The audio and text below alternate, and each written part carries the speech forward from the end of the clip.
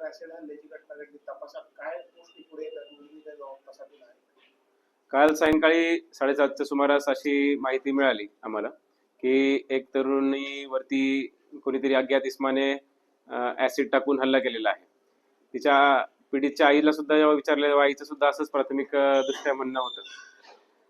तिथे आम्ही त्वरित त्या हॉस्पिटलमध्ये जिथे ती तरुणी ऍडमिट होती तिथे पोहोचलो. त्याचबरोबर आम्ही टीम्स फॉर्म केल्या आणि टीम्स वेगवेगळ्या गोष्टींची तपासासाठी पाठवल्या.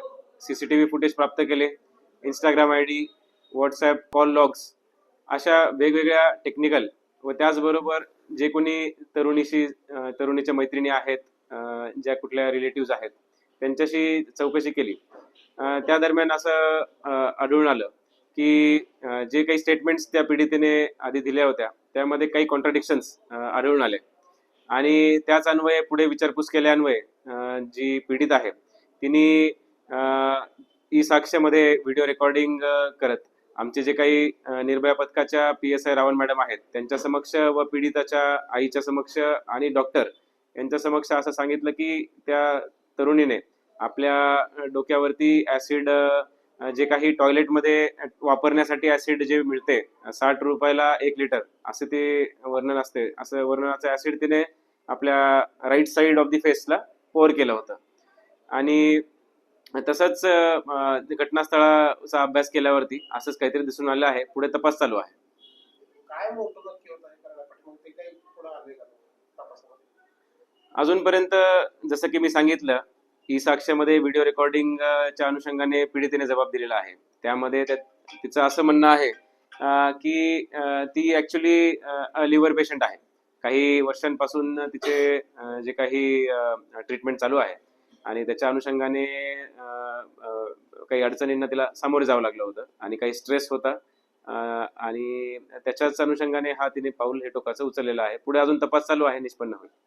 ज्या ठिकाणी तिने असं विकत घेतलं त्या ठिकाणचा काय अजून तपास पोलिसांच्या माध्यमातून होणार आहे का?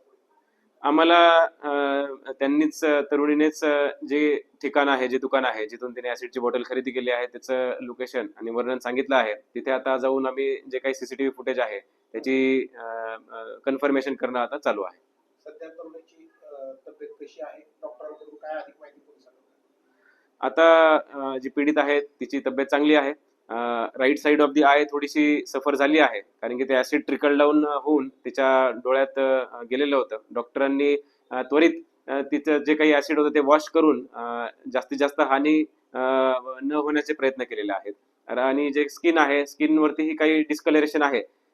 डॉक्टरांचा रिपोर्ट येणे बाकी आहे, परंतु आता ती फिट आहे आणि जे काही उपचार आहे पुढे तो सुरू आहे. या प्रकरणामध्ये काही पोलीस ठाण्यात नोंद होणार आहे का किंवा त्या संदर्भात?